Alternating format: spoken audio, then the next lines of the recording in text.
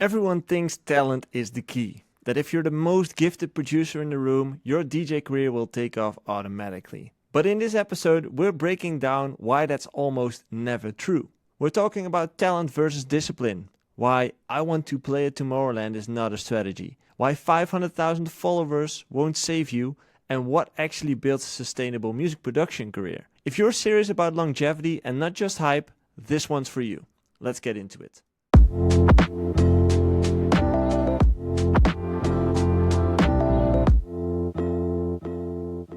What's up, everybody? Welcome back to the Artist Coaching Podcast, the podcast for artists who are still here.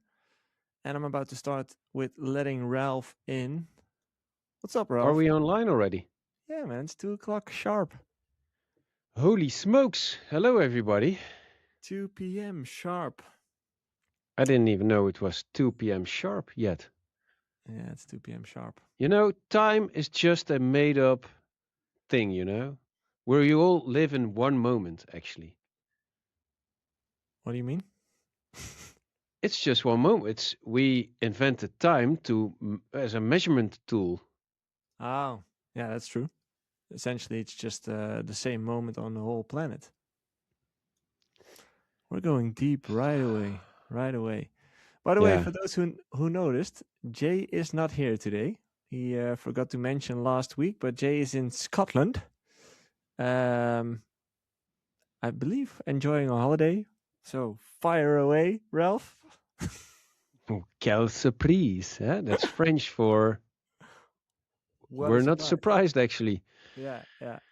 No, which is not the right translation, but yeah. He's enjoying a holiday, so it's just the two of us right now. But that's going to be fun. Do I get a loyalty bonus, end of year's loyalty bonus? You do, yeah, like more percentages. I think people should share that they're on a holiday. On socials, you mean, or? Why not? It's fun. Most people do. Scotland apparently is very beautiful. It is. Definitely is a great, beautiful country. I haven't seen it on Jobke's socials. No, that's true. He's hiding. There's two DJs that go on a really regular holidays. Jobke, but he's definitely dethroned by another one, and that's Julian Jordan. I see him doing fun stuff all the time, and to be honest, he's my role model. Why is that? Because you need to do that more often. Well, life's a party, and he's making a party out of it. And sometimes I hate those posts that I haven't been on a holiday for the last 3 years, blah, blah, blah, blah, blah. That's nobody. Or people who cannot afford it, but not rich DJs. And because if you then scroll a little bit back, you see them chilling at a pool and stuff. But life is about enjoying it, and go on holidays, share it. It's a flex, man, and it's cool.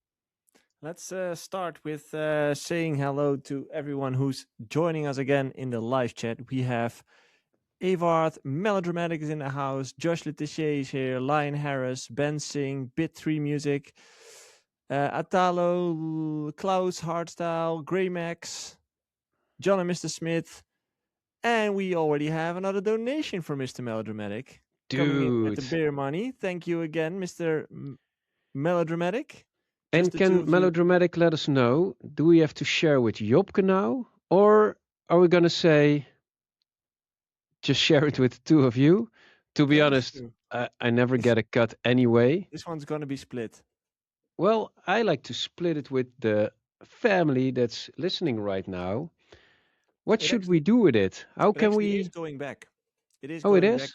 It is going back in building the reach of the podcast. Okay. Not quality-wise. I'm not sure what you would like to upgrade. We have a 4K camera. We have decent audio. I checked some clips of us. Yeah. I don't like the sound of my microphone. Buy a new mic. Do you like mine? I will. No problem.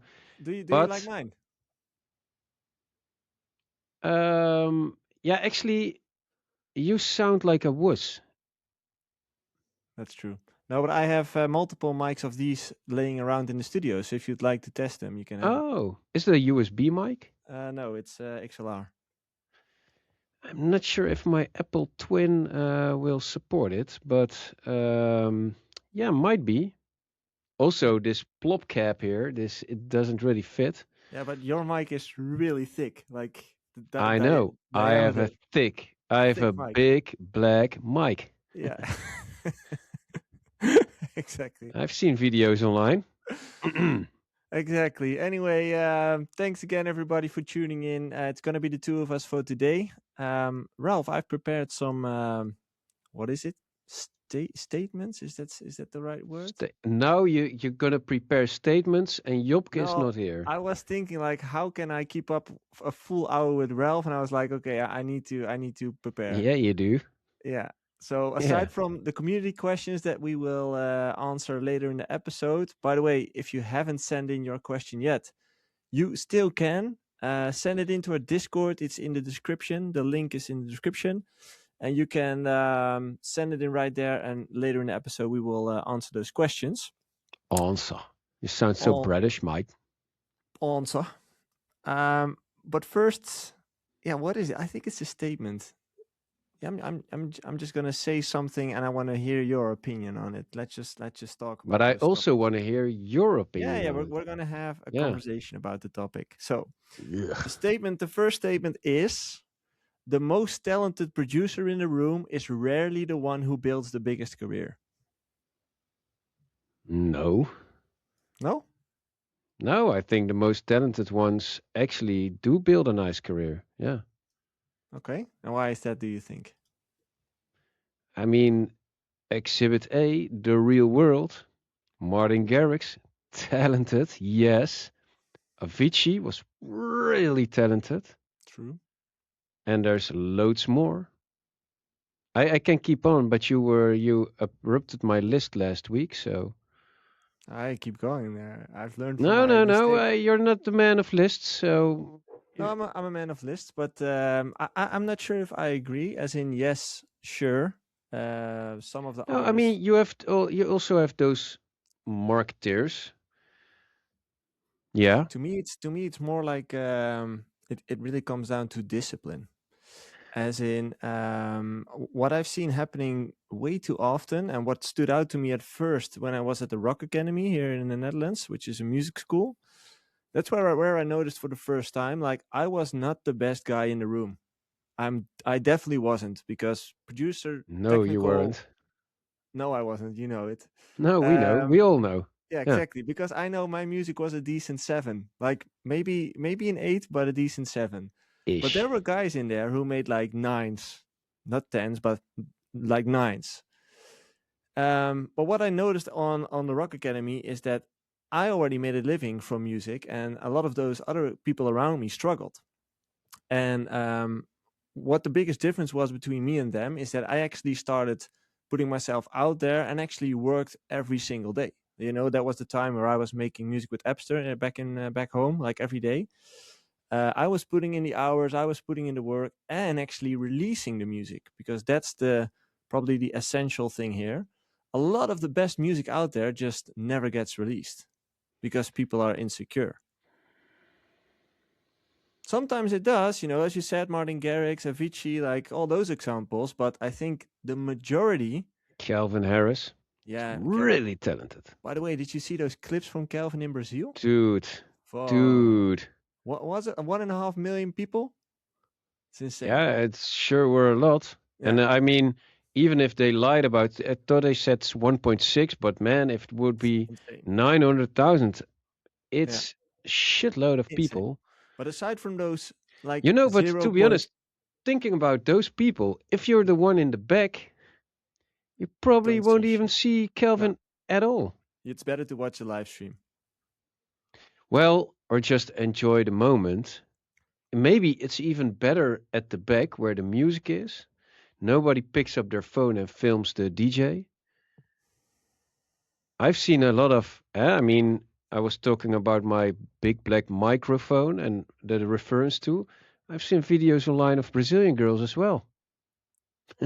A friend showed me. A friend showed me. Yeah, A yeah, friend yeah. of a His friend name is showed me. Jay Hardway, people. Yeah, exactly. No, but going back to that talent thing, as in, No, but everything is a talent, right? Now you're just referring I'm, to the people who make the best music. no, but like if I look back at myself, let's just keep it to me. Um, I don't consider myself talented, as in, Nobody does. no, You're totally right. but Yeah. how was I able to make a living from music then if I'm not if I'm not talented, you know? To be honest, but I have an okay. You were okay, talented. You're a talented guy, I'm Joey. not I sure. I give you couldn't that. play the piano, But I couldn't sing, I no, couldn't play the in those guitar. days, and I think that's one of the better things in my career.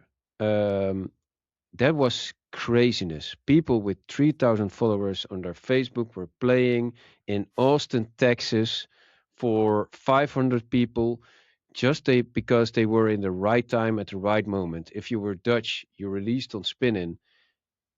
That was it. I Yeah, mean, that was the bar. yeah. And to be honest, I actually knew that wouldn't cut it for the time ahead. That's not for your continuity. You didn't build value at all. People thought they did, but it wasn't. It was True, just a it was crazy an empty phase. shell.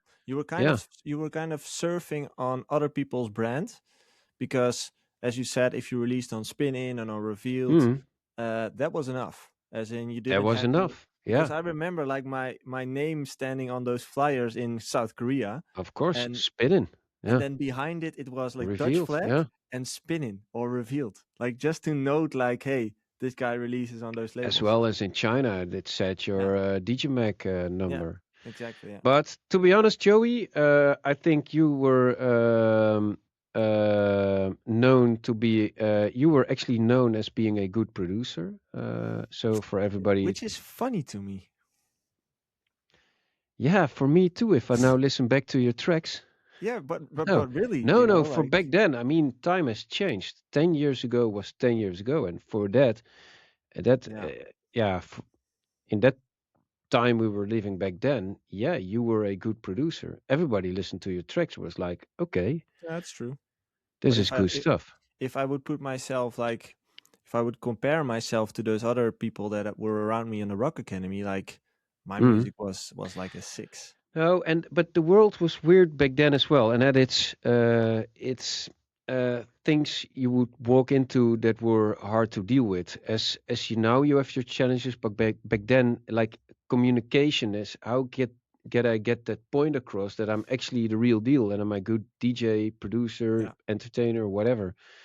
And back then, it was also already a problem. Yeah, and No, I think what you said as well, like, sure, my music was okay, like it wasn't bad, but I think what made me different from all these other examples that I gave you is the fact that I was first of all putting my music out there, so I wasn't insecure about my music. That's probably a mhm. big part of it. I was a networking guy, and not in the slick way, but I was just a genuine nice guy, I think. So I talk to people, I'm interested in people, I still am. That helps when you meet new people. Uh, Mhm. so networking wise, it might also have helped. But I'm just quite sure it wasn't the music in most cases. No, but it's a total package, Yeah, right? it's part of You the were deal. also a really good DJ because of your background That's true. and where you DJing is came from. something I Yeah, do and sometimes. Yeah. back then, if you, it wasn't always about the music per se as well, because were people with releases at Spinnin' that didn't have the bookings. I think True. what you, me, and a bunch of others actually really well understood is that you had to get your name in between the other names in the right lineups, Yeah, which like is marketing. still a big factor. And if Yeah. you're seen around good names, then you're associated with, and hence the ball will start rolling. And people are they tend to take an easier risk on you than other people that are not in those Yeah. lineups. It's just Because also somebody visibility and blah blah blah whatever. Yeah, because somebody kind of vouched for you, right? If you were signed Yeah, with yeah, yeah. a You're like booking agency. pre-selected already. Yeah, And I mean, if those, like back in the day, it were Nopes Dope and sneakers, and you had recurring bookings there, well, apparently you're doing yeah. something good. And yeah, So let's translate to that to now, as in, I think that part is still true. I think if you play at the right parties and hang around with the right people, it still works the same way as it did back then. But what changed? Because for us, it nothing. was no, but was releasing with the label was kind of the key, as you mentioned. Yeah, Right that now, it's really still changed. valuable, Yeah. but not that valuable. No, that actually really changed. And I think people and what they stand for, the total vision is way more important than it Hmm. was 12, 13, 14 years ago. And you see people also taking places in big lineups that don't even do releases. They just stand for It's something. a And brand. well, yeah, a brand or a vision, or people just relate to it and what they put out there. And they're really conscious about what they put out, and it's just not always a new track or something. Yeah, And it's interesting. I think actually the possibilities are endless now, but yeah. also the competition is, because of that, is way bigger. Talking about that vision, because we've talked about that quite a lot before. I know that you're a big fan of having a vision. The second statement is, I want to play Tomorrowland is not a strategy. It's a wish. Yeah, How do you true. how do you think about that? Yeah, it's a result of your strategy, and Exactly. yeah, that's it basically. Do Done. do you do you think most of the artists right now lack a vision, lack a strategy? Um, I think it's common practice for a lot of people in the industry, which sounds really podcasty. But no, the thing is, I mean, I just rolled into this because I liked to make noise on a computer.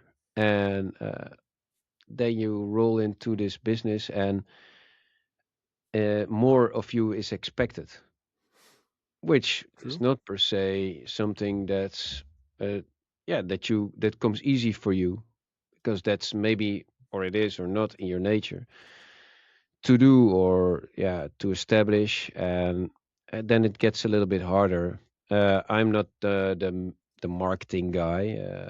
I mean, it's not that I put myself on a camera and all that kind of stuff. I don't show that much of myself online. All these Weekly things. clips. Yeah, although I'm here ranting about stuff Yeah. every week. No, but it's also because I like to do this, and I'm not the guy that yeah, promotes his new track with doing stupid dances. And but to be honest, I also salute those people that actually can pull it off. Yeah. And yeah, I think that's when you get to know yourself and your skill set, and that's what makes it hard. And referring back to the question, yeah, so it's hard to and visualize what it's all about continuously, because Mm. essentially for me, I'm just a dude making music.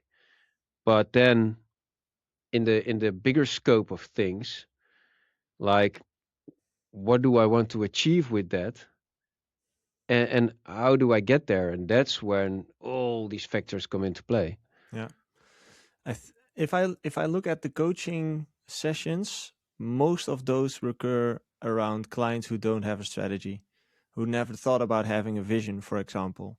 As you mentioned, yeah, you just started making noise on a computer, and suddenly you're at this point where you have your first 10,000 listeners, you have your first 5,000 followers, you actually gain that traction, and now all those other things that you mentioned Mm. start coming in, and they feel like, now what, right? Kind of lost within the industry. Yeah, and um also the thing is, because we all want to have that visibility, mm, and it needs to be how do you call it, that it goes from word to mouth or organically, mm, organic reach, blah blah blah. But the thing is, Ask yourself this: why would people talk about me? Exactly. What's Yeah, different? What's different about you? yeah, and then actually you can get really depressive as well. That's Some why we have self-development. alcohol in the world, people. Yeah. No, bad advice. No, but that's basically it. Or even when you post a clip, like, why would somebody like this? Do I even Yeah. like it, or am I just posting a clip because I supposed to post something? Yeah. And that's the mistake a lot of artists make. They post from their own ego. So they post the clip because they think it's nice because it makes them look good or it makes them sound good or whatever. But most of the times the audience doesn't care about those posts. They care about other posts which are more related to you as a person, for example, or the music that you make. Um, It and that's just what you needs to be entertaining. entertaining or educating. So depending Yeah. on one of these, right? Like you can also make great educating content, like Charlie Puth, for example. Have you seen that? No. You know Charlie Puth, right? Yeah, but it's not dance, and I No, it's actually not don't dance. follow. But if you follow him, like he has Professor Puth, that's what he calls himself, and he talks about a lot of really diehard musical theory stuff, but he makes it very easy to understand and very entertaining to watch. So it's Okay, it's it's very it's sounds very cool. interesting. Yeah, it's very cool. Like he explains why certain tracks work better or why certain melodies work better, or it's very cool to see. Oh, And that's I cool. see Lion Harris says Whoa. Ryan Tedder also does nice stuff. I haven't seen Hmm. that, but could be. He's a great songwriter. Yeah, he is. Avard says, so instead of just sharing the tracks on socials, maybe show how you came up with it. Yeah, that's a good idea. So show how you came up with it, but also show a bit more about who you are as a person, like your personal preferences in life, because that's what will build a connection with the audience, not Mm. just the music. Uh, third So, one. I'm yawning. It's only Yawn. when you talk. No, you always are yawning, but that's the time. It's for me the same. It's the sugar dip after Hmm. lunch. I had Indonesian food. That's nice. Nice little side quest. On Wednesday, we have the market outside of our studio here, and they sell all these foods and stuff. And The farmer market, right? Farmers market. it's just a Yeah. market? Yeah, Yeah, but like okay. where you get fresh produce. Yeah, yeah, yeah. Yeah. And usually we go get chicken, but now there's a new cart, and it's the Indonesian food cart. So had some nice rendang and Indonesian food is uh, amazing. yeah, yeah, some ayam ketchup manis. I don't know, but it Yeah. was really good. Yeah, I had to tell this story. So, Okay. but proceed, please. Third one. 500,000 followers won't save you if nobody cares about you. Yeah, I was nodding and then was looking at myself. For the people who are listening, I was nodding yes. Yeah, so that means artists with big numbers but empty shows. You know, the thing is, um, again, if people talk about you, they also talk about you on your own profile. And yeah, if people don't care and you have a 500,000 followers and you get 2,800 likes and 13 comments, yeah, people actually don't care. Yeah, they're not engaged with the brand. Exactly. Let's continue because we also have a shitload of questions. The industry rewards people who show up, not people who disappear for perfection. Yeah, I mean, the answer is in your questioning, to be honest. Why is that? I mean, hunting down a little bit of perfection is totally fine. And I actually was texting with somebody who might be listening as well. J Dog, what's up? And he's working on a track, and I told him not to settle because he has two really good drops, and he should chase that perfect track. To be honest, yeah. Yeah. But that's the tough part because when is it perfect? When is it done? When is it finished? When it really the goal you set out for the track, the ascent, the track, what it is, and when it's just really good, and it doesn't come down to a dB here plus and that, and maybe cut out the intro a little bit, blah blah blah blah blah. No, but yeah. Okay. Fifth one, the algorithm isn't your problem, discipline is. Yeah, well, the algorithm is never your problem. I think it's a fairly level playing field. The thing is just when you're small, nothing works for you, and when you're really big, everybody's looking at you anyway. I mean, stuff gets easier when you get bigger, and some stuff gets harder when you get bigger. Yeah. I see someone in the comments also says, Avard says, you said it's done when you can play it at Tomorrowland, right? That's pretty good Oh, yeah, reference. yeah, yeah. Didn't Yeah, we say that last yeah, week? last Yeah. week, exactly. Thanks for the notification. Thanks for putting us down to our own Yeah, words. yeah, yeah. No, but that's the Um, thing. Also for our sets, sometimes we're working on something and then I say, man, would we even play this in our yeah, Tomorrowland set? And sometimes the answer is no. yeah, and they just kind of get diverted from the whole goal, right? Yeah. Yeah. And yeah, that's Okay, basically what it's about. But you do also you can work on stuff that's in your 2 hour set as well. that's I want true. to make a little bit of a Now, nuance. before we go to the community questions, I wanna make like a chill moment for myself. Yeah, we've Again? yeah last week I've talked about the running, right? I was training for this running thing for the past 4 months, Mm-hmm. and that event was last weekend. Oh, So last weekend I ran 70 kilometers in 24 hours. 70 70 in 5 hours. in 24 hours. So we ran 240 kilometers in total. Again. We ran 240 kilometers Who's with we? with 4 duos, so 8 dads. 8 dudes. Dudes, Yeah. fathers, and then Yeah, in duos. usually. Huh? So we and then in duos. So I ran 70 kilometers. In 5 hours. No, in the 24 hours. It's an estafette. It's like, how do you say it? Like Oh, so first you ran 20 kilometers. no, you run. I think I've run like 22, 23 times 3 kilometers. Oh, that's easy, man. You think? You know what's harder? Because a But lot you of people, run 3 kilometers. yeah, like 23 times without sleep, without anything. Yeah, okay. So what the fun thing is, a lot of people think I thought the same thing. I thought like, oh, that's doable. You can train for that. I did. But Me, I what you really still do. underestimate is the fact that you stand still every 3 kilometers and you have to rest for like a half an hour. So Oh, not on a comfy couch or at home or. in a car, and like constant, you have to pick up the runners constantly for the next 3 miles. So it's like a drive for 24 hours.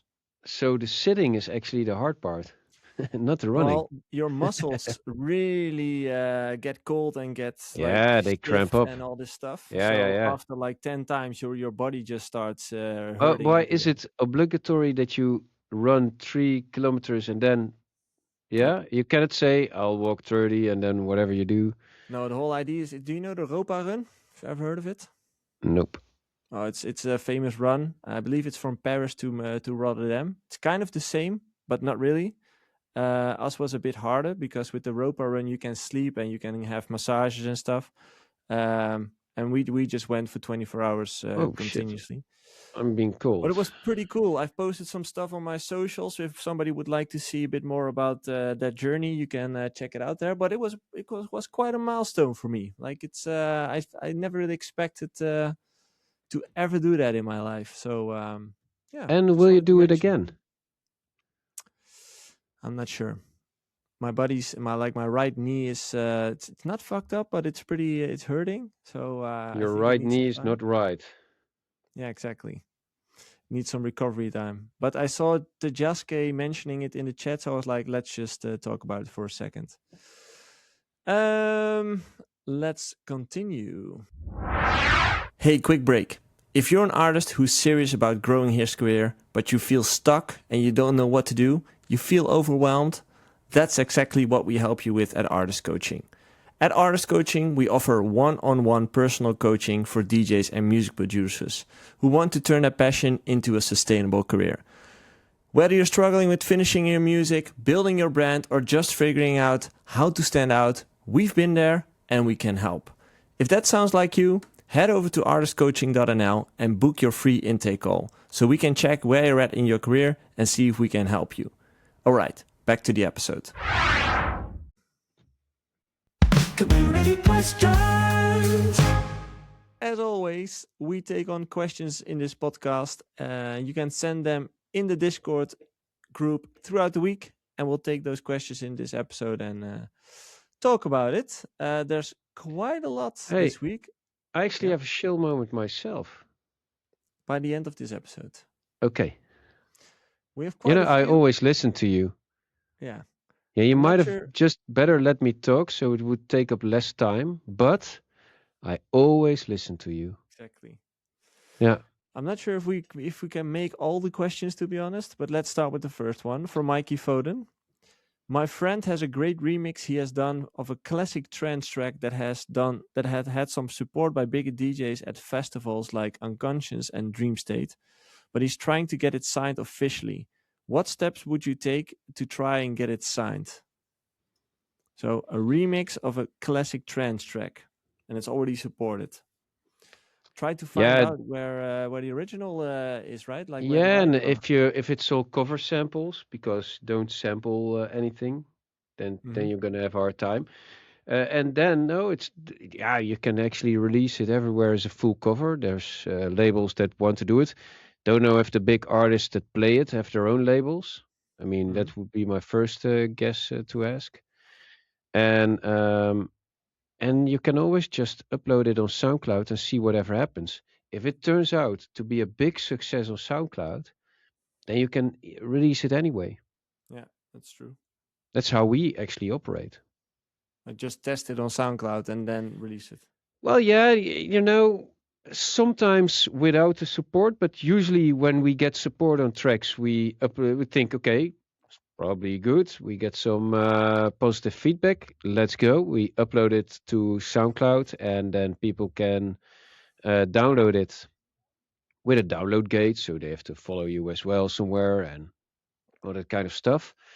And then when it really starts living, then that's actually ammunition to go to a label and say, hey, dudes, this is really getting traction on SoundCloud. Might you be interested in giving it a proper release on Spotify? And Spotify, of course, opens up a whole new bunch of potential listeners. No, it's actually nice when it's a little bit fuzzy. Yeah, sorry, I was out of focus. Next question from Ishvar. How do you make or define a timeless track? So making a song that lasts longer than 3 months in a set. It's really hard. You have the answer, let me know. Let me know. Cloud. It's actually what the people decide for you, huh? Yeah, exactly. Like a track becomes a timeless track. Yeah. But it's not a timeless track by definition. Next question from Klaus.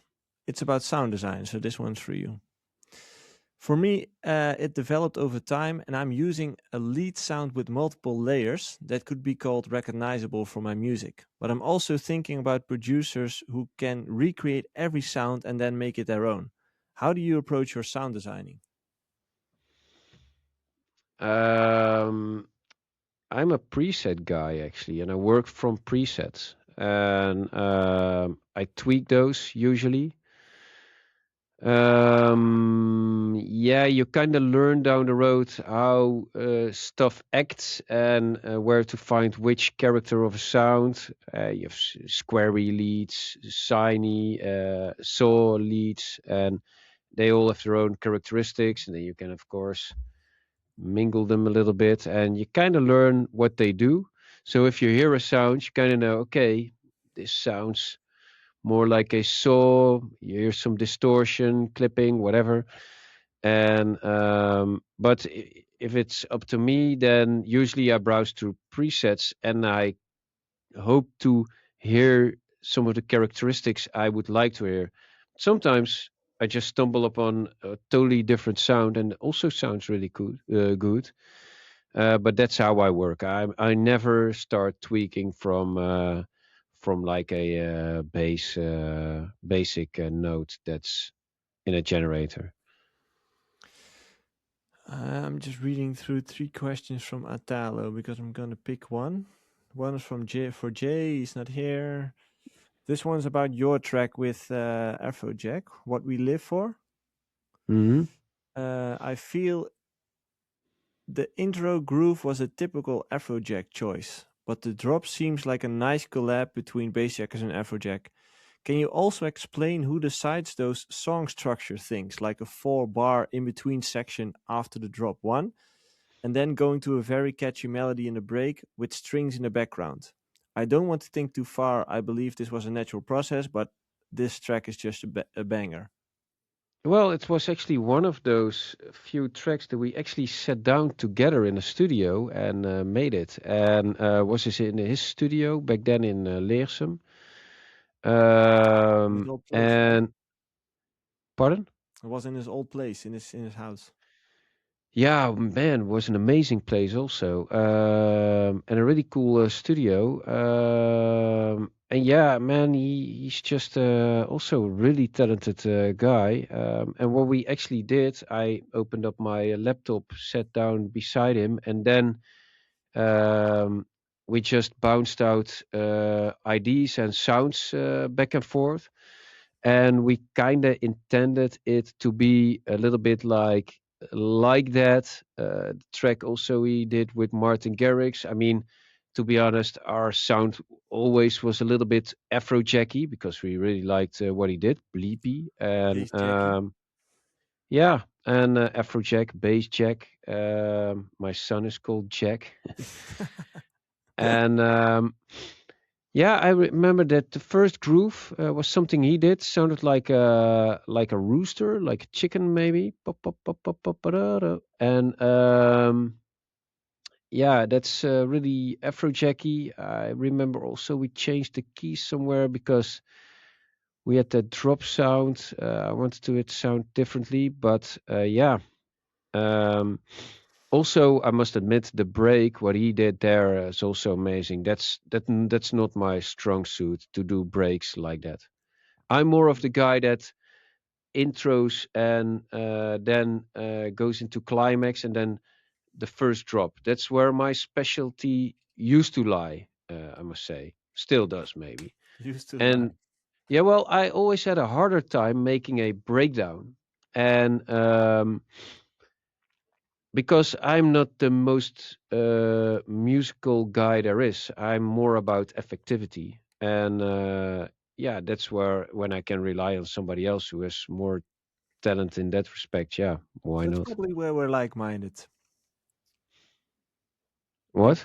That's where we're like-minded when it comes to music production. Like I always, at least I feel my strong point was also the climax and the drop, and I Well, yeah. sucked at breaks. Like I had no clue about breaks. What I like now is that breaks aren't always like the standard MO anymore. Yeah, Um, because they keep going, right? Kind of keeps the mhm. rhythm. Yeah, we want to keep grooving now, and yeah, actually, what's happening now in music landscape, which actually more about the raves, is for me, yeah, way nicer. I like Oh. it way more. Question from the DJ Dentist Dance Destroyer. Whoa. Does Ralph have some tips for mixing down a song, or what is his approach every time when he starts a mix? Basically, your kick's your reference, and it shouldn't be too loud in the mix, and yeah, that's your reference point, and from there on, you listen how loud everything else has to be. And depends on what kind of music you do. If you want to do a lot of clipping as well, that's more for the harder styles. And then you send it into a master bus, and there you can do your real magic. And that's where you like pump up the whole sound. That's the short answer. For the Okay. long answer, you can buy my course. Yeah, it's just a Um, long answer. I yeah, mean, it's very hard to explain. yeah. I mean, Jopke doesn't even mix down his own tracks. Yeah, he Yeah, always uses Bob Sunday, and yeah, still think he should learn, but yeah, whatever. It's yeah, really hard. it is. Next question is from Brian. The live stream, has it crashed? I think we're still live, right? Yeah, we're still I live. never check. Yeah, my page seems to crash every now and then, but we're still live. Next question is from Brian Andrade. Nowadays, when you're starting out and trying to get booked for gigs, what do you think are the essential things an artist should have ready? Oh, you tell him. When you're starting out trying to get booked, well, to be honest, when you're just starting out, I wouldn't focus on getting booked because you're probably only getting booked for who you are, and you will reach that stage probably multiple years further than you are right now. And the bookings that you might be able to get right now are either opening slots or all round gigs, or yeah, I wouldn't necessarily focus on getting booked when you're just starting out. When you're starting out, I would focus on building that brand, setting out the vision, making sure you post content, making sure you release music every month. Just get out there, trying to build Mm. build an audience. That's the main goal at first, and then the gigs will come later. Yeah, I get it that people are thinking about Me too. I want to get booked, and It's the but end the goal. yeah, well, it doesn't even have to be per se. I mean, you're actually just having fun. You like to play music, you like to um, play with music, you like to make music, and you just set out to put something, and you're just expressing yourself, being creative. And actually, what people think about it at first isn't even important. The people will either come or not and support you, and maybe everybody thinks it's shit, or maybe everybody thinks it's really cool what you do. Yeah, And yeah, well, just have fun. That's the short answer. And yeah, it's not about all those things, but I get it. And if you're I actually get it. good enough, because it's putting yourself out there on a podium, it's actually pretty scary. And yeah, try to ease into it. Start locally at a local pub, or do your own party with your friends. Hey, Yeah, start with 25 people. If they all start booing, well, that tells you also something. Well, if they all listen to Metallica all day long and then you start playing tech house, yeah, that's also not a a weird really good transition. match. But yeah, yeah, don't think too much of it, and yeah, just ease into it By the way, I mentioned, and did have I fun. mention last week that Appie called me to play at Kelder Club? Yeah, well, I I did. think you didn't say that, or you did say that, but I think you said I was cold, but I Oh, already thought that it was Appie. oh He yeah. actually got married, huh, last weekend. Yeah, you told me, yeah. I'm actually opening Kelder Club. So, Oei. opening slot. First gig in, what is it, couple of years? No, but he has a really nice thing going on, and for bass checkers also, for you and Appie, that's where kind of the starting ground is. That's literally where it started, like right Yeah. around the corner here. Like, Yeah, yeah, what, yeah. It's 200 meters? really for you, you're Yeah, like 200 meters away exactly, from yeah. ground zero. Yeah. Hey, we just got another donation from Steph Kevlar. Steph Kevlar, thank you, man. I'm not sure what it is. What is an RSD? RS, it's, RSD. it says RSD 50. I have no clue what RSD is. Anybody, if anybody knows, please let me know. I have no clue, but thank you. We appreciate it. Next question is from Mr. Space Elevator. Have you ever destroyed a CDJ while playing a set? Um, well, I haven't destroyed one, but I've shared this before in the podcast. I once kicked out the whole DJ set live on Dutch national radio, Which um, was also recorded. which was recorded. It's on YouTube if you want to find it. So not necessarily trashed it, but I killed the whole DJ set with my feet. I kicked out the power outlet, so that was a highlight. And the follow-up question from him is, how do I make the bass shake in a song? Yeah, Brrr. it's all about rhythm and probably a bit of sidechain, right? Yeah, a bass shake. I don't know what a bass shake Yeah, tough is. question. Yeah. Okay, next question from Lion Harris. Business question to all of you.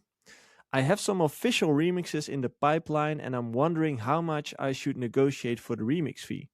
I always went with 800 euros a song, and I'm curious if there's more to grab. One of them has 40 million on Spotify. I have no perspective and feeling on what's normal in that scale. So, would you say it's Yeah. more than 800 or is that a decent fee? Oh, I mean, we also do them for free. Yeah.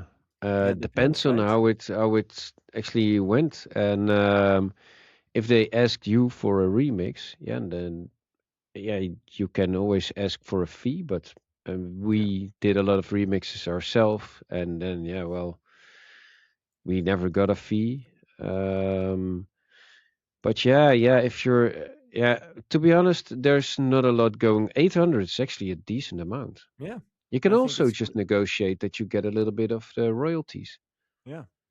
I do think 800 is quite a nice amount, to be honest. You can always Yeah. try to get more, but I mean, it, Tiesto will get more, but he has like monthly listeners of 30 yeah, million. Yeah, yeah, exactly. because he has such a big hit. Thank you, which is still his number one song. Which Boom. is done by who? Well, we A lot of co-produced it. Yes, sir. I'm exactly. really proud of it. I think it already surpassed 600 million streams, dude. Is it still his biggest one? It's still number one on his Oh, Spotify. pretty Yeah, sick. I'm actually not sure. It's not that I wake up every day. Well, yeah, I do. No, Yeah, you do. Yeah. I don't. Next question from Ave. Holy smokes, 620 million streams. Yeah, It's that's his sick. most popular track of the moment. And he has Uh, 34.5 million streams a month. monthly listeners. Monthly listeners, yeah. Oh, yeah, Yeah, that's man, he has insane. such good tracks, man. I really like Lay Low, The Business. Oof. Yeah. Question for Joey from Ave. I really liked your article about the death of the follower. In it, you explain that fans now want to be more part of a community instead of just following artists. Besides yourselves, are there some example artists you would say that really get this right? The first one that came to my mind was Martin Garrix, who seems to always take time to appreciate his fans. Yeah, Martin Garrix is one of them. You know, he also, especially with his label, he's building this community around him with the Discord and with all the artists that release there. Hardwell does that with the Revealed, obviously.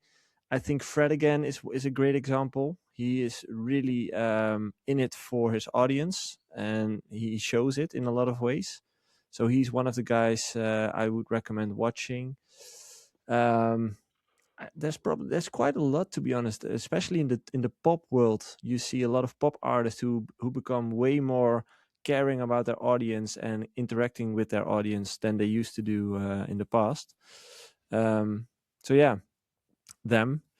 If you haven't read the article yet, I believe it's also on the website, on the blog, for those who still read blogs. And otherwise, I send out emails every now and then, so you can just subscribe to the artist coaching email list and on the website, and you will receive those emails as well. For Ralph, what were your 5 songs of 2025 from last week? We got the first two: Rocketman Loca and Funk Tribute Azul. Well, another one that I really liked, and it's been played so much. I'll give another one next week again. It's all because of Joey and his stupid stuff. I take the blame. Um, Mary Font, that acid. It's Okay. a really good track, and it Mary has Vaughn's? made waves. Mary Vaunt, that Vaughn. acid. And if you don't know it, now you know. No, but I mean, that track has been played by so many people. It's insane. I think it's might be the most played track of 2025. Hmm. Okay. I'll check it out. Yeah. Question from Midnight Search. Is meta ads worth investing? Also, paying pages on Instagram to promote music and shows worth it? Um, Meta ads could definitely be worth it depending on how you set up the ads, but it could definitely be worth it because you're simply buying reach, so that's helpful. With the pages, I would be a little bit hesitant, as in you should really do your homework on which pages and if the reach is real and if they're not scamming you with a bot or something. So with the Instagram pages, I would be hesitant, but the meta ads can definitely work. Yeah, definitely. Um, Question from Ralph from Atalo. You said in the beginning of this episode that Martin Garrix and Avicii are really talented, and everyone agrees. Where is Martin Garrix really good at, and in what is Avicii really good at? Because Yeah. is it because of they play the guitar and the piano, or is it just that they have No. that feeling? I mean, Martin Garrix, his ability to write melodies is insane. And Avicii takes it to another level. Like he can reinterpret songs in a way and write melodies and chords under it. Yeah, also insane. I think Th- Avicii for me was great in capturing emotions, as in Avicii's track really makes you feel something, and with Martin Garrix, it's like a lot of energy and like creative stuff in there. To me no, I personally, mean Martin, his melodies are really, really out of this yeah, it's world, true. Yeah, and I think that's a strong point. You can just recognize a Martin Garrix melody, yeah, and I think that's really, yeah, something that you don't see often, especially when there's such good melodies. And Avicii was just a little bit different, in my opinion, although they're also a little bit the same. I mean, Avicii obviously could write like these insane top melodies as well. I mean, look at all his tracks. But yeah, I think it's what you say capturing a feel or something. At a track he did with Coldplay, hmm Sky Full of Stars. Phew, it's insane. how The is it levels, possible? like, Yeah, yeah, yeah. yeah, But but those two, I mean, yeah. yeah, I get it why they're so freaking famous. Mhm. It's really cool what they do.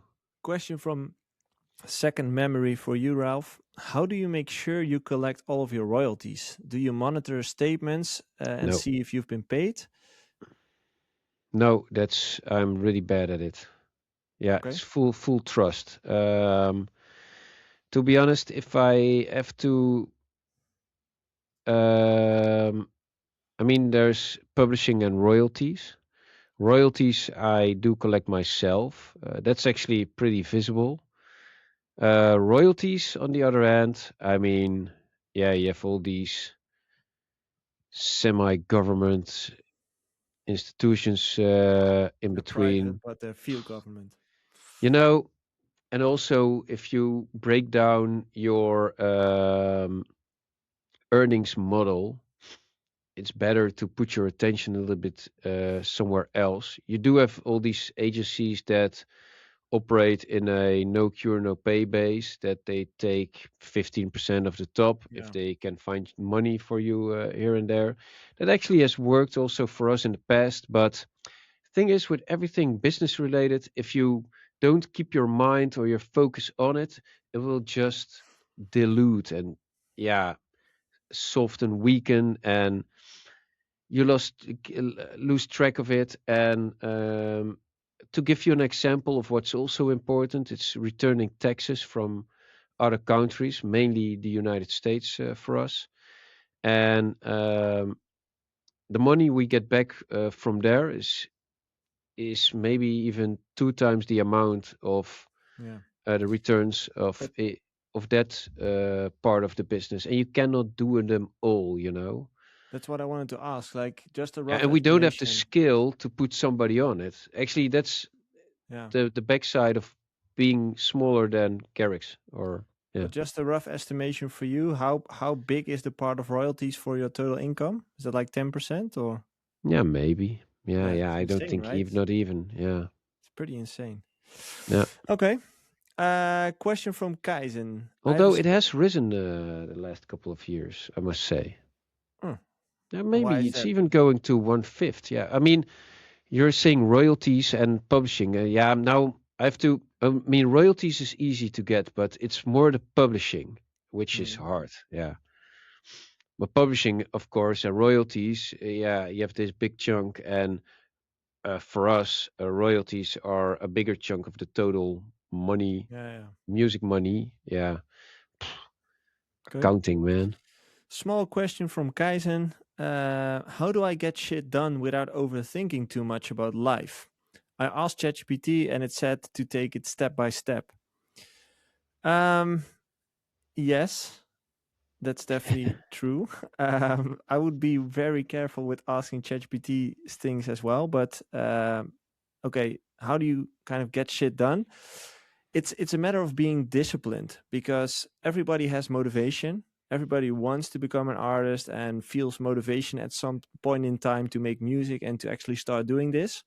But motivation evaporates. Motivation disappears after a certain amount of time. And what you need is some sort of a plan, some sort of a strategy that you can hold on to when the motivation isn't there. And that's the moment where you just have to show up in the studio. And when you have to work on music if you don't feel like it, or do your taxes if you don't feel like it, or it really comes down to discipline. So overthinking is more like an excuse to yourself to procrastinate. um, so instead of doing that, just sit down and actually do the work. That helps the most. And then, as ChatGPT said, take it step by step, small steps. That helps. Okay, last question from the one and only melodramatic for Ralph. Yeah. So I just turned 46 in the ninth, and I started producing again after many family events that held me back the past 10 plus years. First of all, congratulations with your birthday. Yeah. Is it worth 46, still young. is it worth continuing to keep trying to get booked for my music, or should I just keep focusing on releasing my music? I have calling in Both. my life to help others, and I feel connected to others through my music, and this is why I keep pushing. What would you do? Both. Yeah. It depends on what drives you. He says And he has a calling in his life to help others, and I feel I connect with others through my music, and that's why I keep pushing. He says. yeah, you know, if you like doing it, if it gives you a good feeling, why not? Um, yeah, does the rest really matter? I mean, Yeah, thing is, I mean, the mind is a really complex and beautiful thing. And if you're walking around with frustration because some goals are not met or something else negative, I mean, it's actually a positive thing that we're able to make stuff that create shit, um, and the end result is not the main denominator. Then it's actually that process that we should enjoy, and yeah, I think it's. I mean, people underestimate how hard it is to. If I look at my kids and see them express through, I mean, my son is almost 4 now and he cuts everything and he actually likes what he does. I don't, but I say I do. And my daughter, she's drawing, and she's really the more creative of the two. And but she enjoys sometimes she doesn't even show the drawing. That's when I'm more proud of her than when she comes like, look at this, dad, and because then I know like, well, she did it for herself as well. Mhm. Yeah. And yeah, we should also make ourselves happy. And what makes you happy or makes you tick, I have no clue. But Uh, that should be one of the main drivers.